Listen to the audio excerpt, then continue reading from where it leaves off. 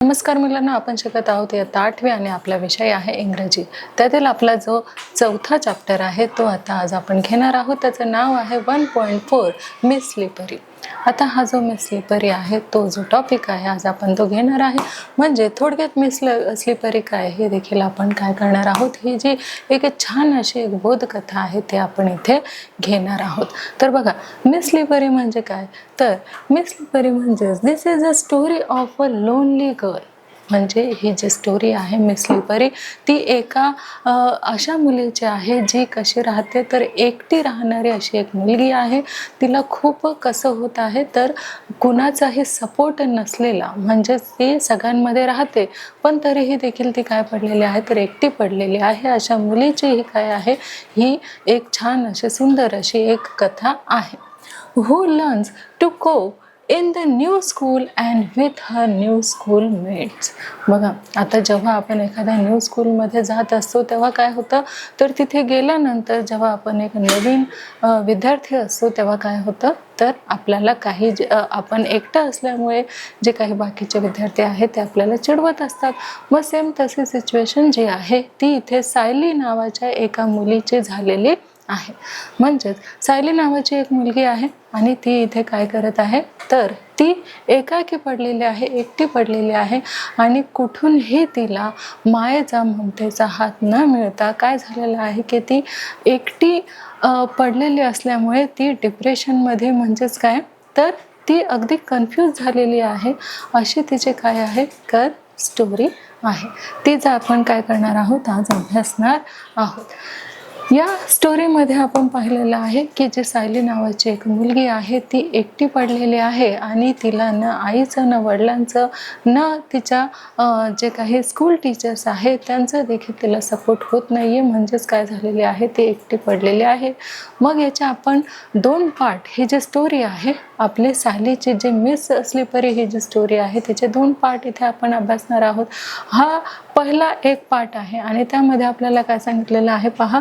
Given below are extracts from the story of a lonely girl. ही जी story आहे एकटी पडणारी जी मुलगी आहे तिची आहे. Who is teased by classmates in school. आता तिला तिचेच क्लासमेट काय करत आहे स्कूलमध्ये, टीज म्हणजेच काय तर चिडवत आहे आणि त्याच पद्धतीचे काय आहे ही एक स्टोरी जी आहे ते आपल्याला अभ्यासायची आहे.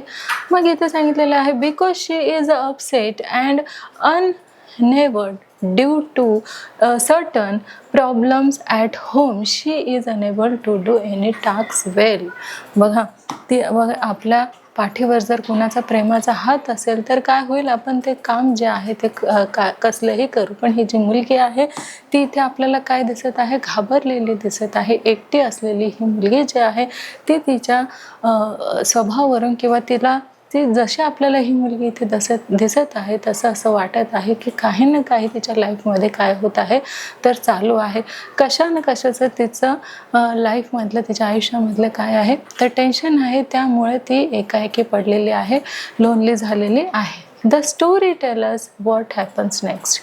आता ही जी सायली आहे ती एकटी पडली आहे, पण का एकटी पडलेली आहे ते आपल्याला पुढच्या पाठामध्ये सांगितलेलं आहे. तर बघा, पुढे पार्ट 1 मध्ये सांगितलेलं आहे की जे सायली आहे ती का बरं अशी घाबरून राहते, का ती मनमोकळेपणाने जगत नाहीये, का ती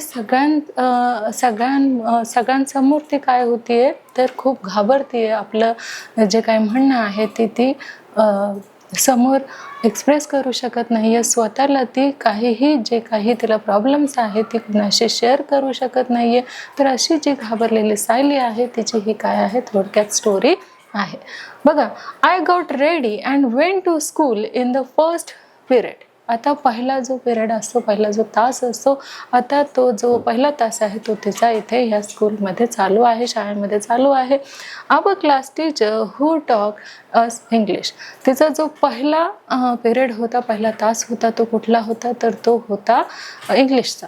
आणि जो इंग्लिशचा पहिला तास होता त्या इंग्लिशच्या तासालाच काय झालं होतं, ती खूप गडबडून गेली होती, कारण तिच्यासाठी ही जी स्कूल होती ती कशी होती तर नवीन होती, म्हणून ती खूप गोंधळलेल्या अवस्थेमध्ये.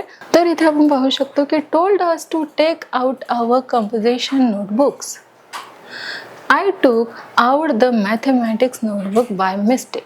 आता इथे काय झालेलं की तिने जी कंपोजिशन नोटबुक आहे तिच्याऐवजी तिने काय आणलेलं आहे तर मॅथमॅटिक्सची जी बुक आहे नोटबुक आहे ती बाय मिस्टेक ती इथे घेऊन आलेली आहे. चुकीने तिने इंग्लिशच्या ऐवजी कुठली बुक घेऊन आलेली आहे, मॅथमॅटिक्सची बुक जी आहे ती इथे घेऊन आलेली आहे. म्हणजे हे घाबरलेल्या अवस्थेमध्ये अशी तिची काय झालेली आहे तर अवस्था झालेली आहे. जेव्हा तिला टीचरने विचारले की I replaced it quickly, but the teacher perhaps had kept her gaze fixed on me. बघा, आता जर आपण एखादी नोटबुक जर घरी चुकून विसरून गेलो तर तिला काय केलेलं आहे, पनिशमेंटसाठी तिला आता उभं केलं गेलेलं आहे आणि तिला विचारलं गेलेलं आहे की आता जे काही तू नोटबुक आणलेली आहे ते आता काय कर तर समोर घेऊन ये असं तिला म्हणण्यात आलेलं आहे.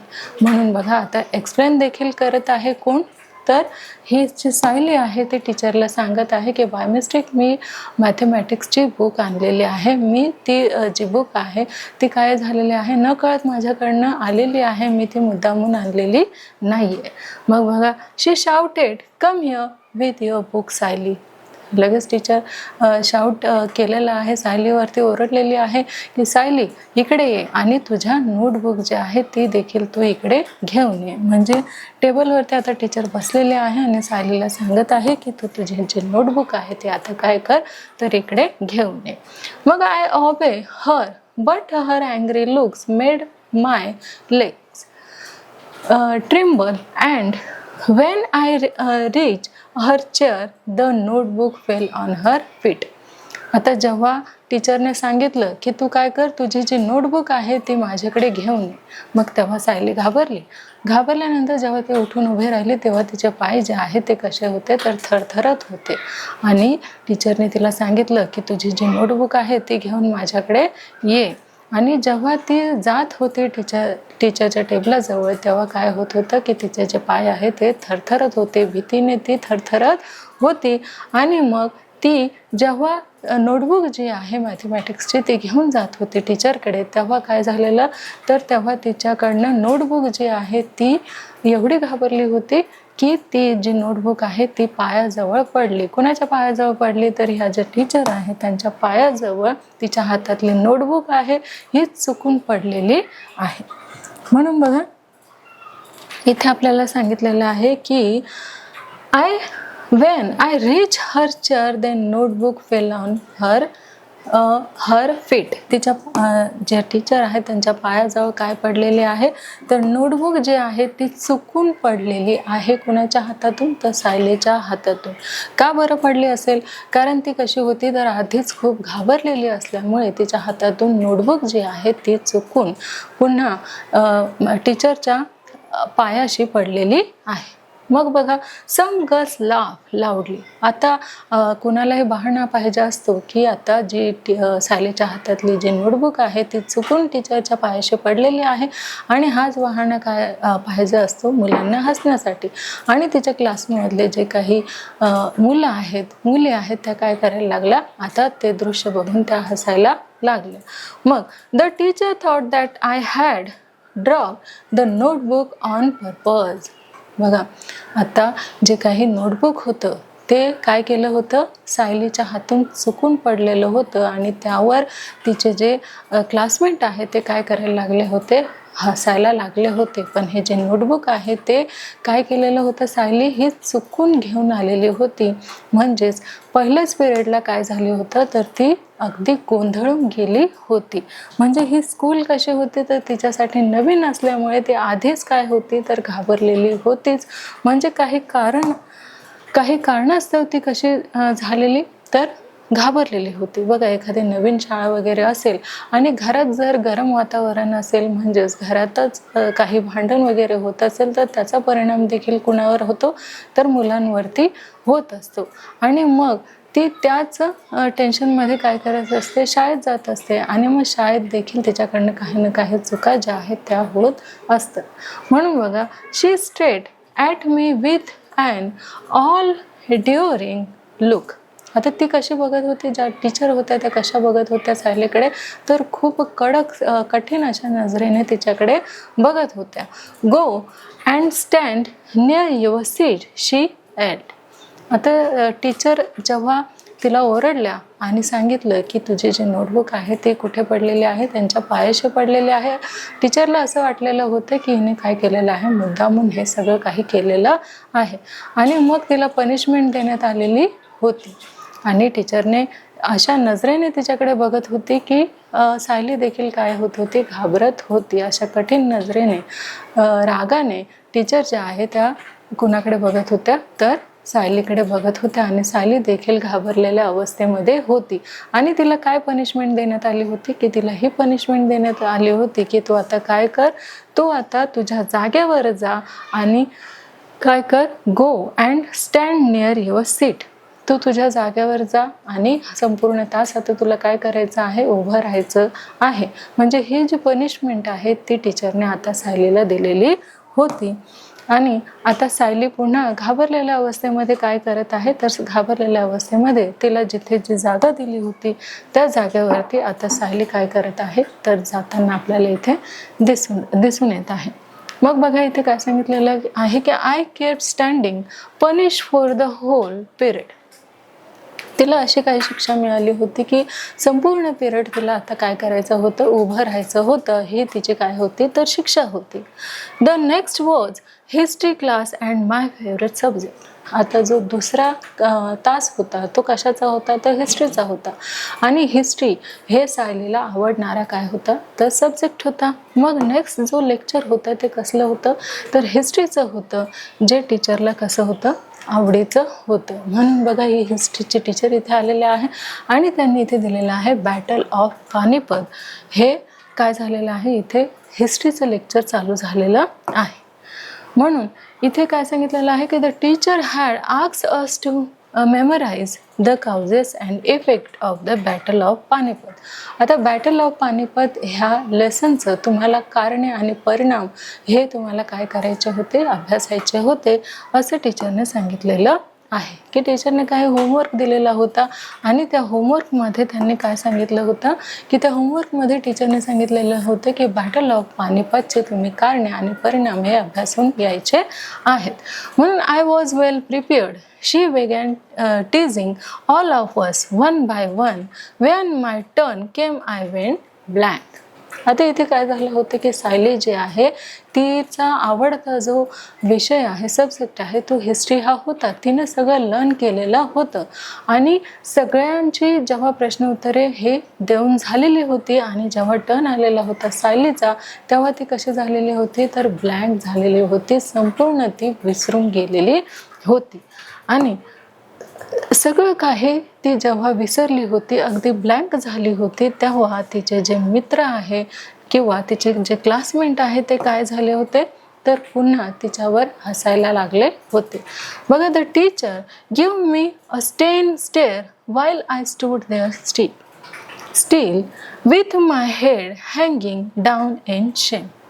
आता तिने सगळा अभ्यास केलेला होता, पण काय झालं होतं, तिची एक्साइटमेंट एवढी होती की आता माझं काय आहे, तर आवडीचा विषय आहे माझा. आता हिस्ट्री हा माझा आवडता सब्जेक्ट आहे आणि मी हिस्ट्रीचे कारणे व परिणाम हे काय केलेले आहेत, अभ्यासलेले आहेत. पण जोपर्यंत तिचा नंबर येत नाही तोपर्यंत काय झालेला, जेव्हा तिचा नंबर आला तेव्हा मात्र ती पूर्ण ब्लँक झालेली होती. आणि मग तेव्हा तिला इथे टीचर म्हणत आहे की तू अभ्यास केलेलाच नसेल म्हणून तू काय झालेली आहे, तर ब्लँक झालेली आहे.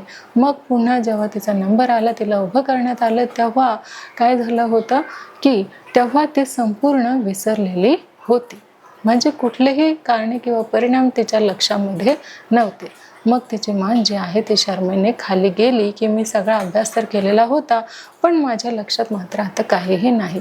हे ती काही मुद्दामून करत नव्हती, पण नवीन सगळं काही असल्यामुळे काय होत होतं की ती घाबरत असल्यामुळे तिच्या लक्षातून हे सगळं काही जात होतं, तिच्या लक्षामध्ये काही राहत नव्हतं. तिने प्रिपरेशन तर केलेलं, पण मात्र घाबरल्यामुळे काय झालं होतं की जे काही तिने अभ्यास केला होता ते ती पूर्ण विसरून गेली होती. आणि मग मात्र शर्मेने तिने मान खाली घातली होती. मग इथे आपण पाहू शकतो, इथे शर्मेने जी मान आहे ती तिची खाली गेलेली आहे. आता नेमकं जी सायली आहे ती अशी का वागत आहे? फक्त शाळेतलाच इफेक्ट जो आहे तो तिच्यावर होत आहे का? तर नाही, तर घरातला देखील परिणाम जो आहे, इफेक्ट जो आहे तो तिच्यावर होत आहे. तो बघा, हे आहे तिचं घर आणि या इथे तिचे मॉम आहे आणि हे डॅड आहे. बघा, सायली जे आहे त्या दोघातलं नेहमी तुतू मेमे जे आहे, जे काही छोटं मोठं भांडण आहे ते नेहमी ती बघत असते. बघा, mama and papa continue their never ending tips. म्हणजेच त्यांचं जे काही छोटं मोठं भांडण आहे किंवा जो काही राग आहे, द्वेष आहे, हा सगळा कोण बघत होती? तर सायली ही बघत होती. मग papa use every opportunity to express his annoyance. म्हणजे वडील सुद्धा काय करायचे, तर काही ना काही जे काही काम असायचं किंवा कारण असायचं ते धरूनच काय करत होते, तिच्या मम्माला ओरडत होते किंवा मम्माशी वाद घालत होते. आणि हे सगळं जे काही आहे ती सायली जी आहे ती ही बघत होती. आणि जसे वडील एकही संधी सोडायची नाही तिच्या आईसोबत तक्रार करण्याची किंवा तिच्या आईसोबत भांडण करण्याची, तसेच आई देखील एकही संधी सोडत नव्हते वडिलांसोबत रागवायचे. म्हणून बघा, mamma on her part did not allow any such occasion to slip without turning it into a vociferous quarrel. आता त्यांचे असे काही भांडण होते त्या दोघांचेही की त्या दोघांचे भांडण जे आहे आपण इथे बघत आहोत. एका साईडला उभं राहून ती जी सायली आहे ती इथे बघत आहे. आणि इथे आपण पाहत आहोत जसे की वडील जे पप्पा आहे सायलीचे ते देखील काय करत आहे, छोट्या मोठ्या कारणावरून वाद घालत आहे. तसंच वाद जो आहे तो सायलीची मम्मा सुद्धा घालत आहे. आणि ह्या सगळ्यांचा, या दोघांच्या भांडणाचा जो इफेक्ट आहे, परिणाम आहे, तो कुणावर होत आहे, तर तो परिणाम सायलीवरती इथे होत आहे. कारण हे जे सगळे शब्द आहे ते कुणाच्या कानावर पडत आहे, तर सायलीच्या कानावरती पडताना आपल्याला इथे दिसून येत आहे. बघा, हे जे सगळं आहे ते सायली ऐकत आहे आणि पुन्हा ती दुःखी कष्टी होत आहे. मग बघा, the quarrel was between the two but the punishment इंटिवेबली.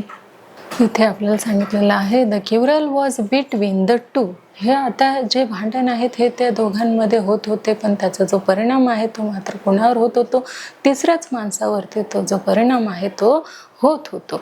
म्हणून आपल्याला सांगितलेलं आहे बट पनिशमेंट जे आहे ती कुणाला मिळत होती. बघा, intimately descended on third on that is me at school.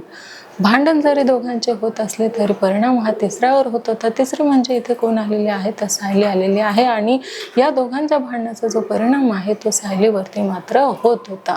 मग ती त्याच विचाराने शाळेमध्ये जात होती आणि तिथे ती कशी राहत होती, तर एकटी आहे अशी ती तिथे राहत होती. म्हणजे हसणं नाही, खेळणं नाही, जरी अभ्यास केला तर भीतीपोटी ती काय करत होती, तर सगळं काही अभ्यासलेलं हे विसरून जात होती.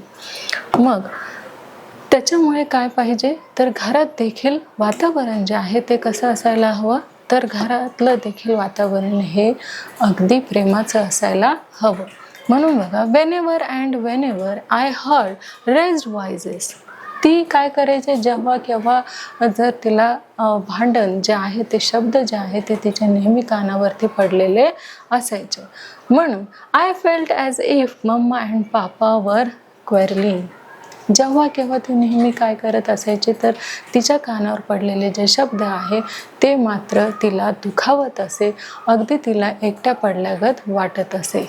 कारण ह्या दोघांमध्ये काय होत होते, फक्त भांडण होत होते. आणि हे नेहमी आईवडिलांनी लक्षात ठेवायचं आहे की मुलांसमोर कधीही भांडण जे आहे ते करायचं नाही आहे. बघा, इथे सांगितलं sometimes even in the midst of silence mama's screams came piercing thus my ears. आता ह्या दोघांचे जे काही भांडणातील जे शब्द आहेत ते कुणाच्या कानावर पडत होते, तर ते सायलीच्या कानावरती पडत होते आणि त्याचा परिणाम जो आहे तो तिच्यावरती होत होता. आणि तो आपल्याला तिला बघून जे आहे, सायलीला बघून तो दिसून येत होता की घरी देखील काहीतरी भांडण किंवा काहीतरी घरामध्ये घडत असेल, ज्याचा जो परिणाम आहे तो तिच्यावरती होत असेल. And when I heard mamma's high pitches else my legs quiver. म्हणजेच काय, तर इथे मम्माचा जो मोठा आवाज आहे तो देखील तिच्या कानावरती येत होता. म्हणजे जरी भांडण झालेले नसेल आणि शांतता असेल तरी देखील तिला असं वाटायचं की माझे जे मम्मा पप्पा आहे ते काय करत आहे, भांडत आहे. म्हणजे एक प्रकारचे शांततेमध्ये देखील तिला काय होत होतं, तर जे भांडणाचे आवाज आहे ते तिला ऐकायला येत होते. म्हणजे इतपत तिच्या कानावरती काय झालेला, यांच्या भांडणाचा, तिच्या घरातल्या भांडणाचा जो आवाज आहे किंवा तिचे आईवडील जे भांडण करतात त्याचा परिणाम आहे इतपत झाला होता की शांतता असेल तरी सुद्धा तो आवाज जो आहे तो तिला ऐकायला येत होता.